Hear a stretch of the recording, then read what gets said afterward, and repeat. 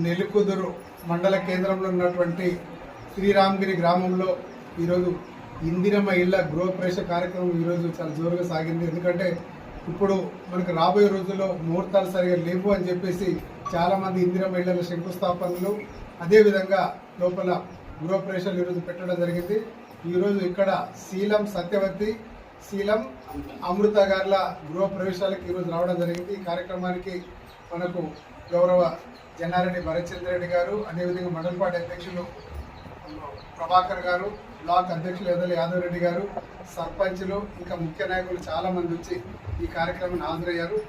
ప్రజలందరూ ఎదురు చూస్తూ ఉన్నారు.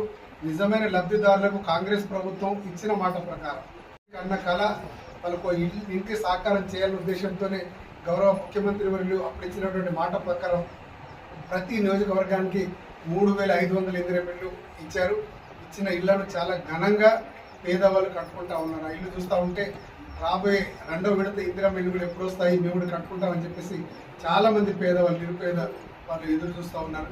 అందుకే ఇంత గొప్పటి సాహసోపేతమైన కార్యక్రమం దాదాపు ప్రతి ఇంటికి 5 లక్షల రూపాయలు మనం ప్రభుత్వం వాళ్ళని కట్టుకోవడానికి ఇస్తూ ఉంది. కాబట్టి ఇప్పుడు రాబోయే రోజుల్లో కూడా మనకు రెండవ విడత ఇందిరమ్మ ఇల్లు కూడా రాబోతా ఉంది.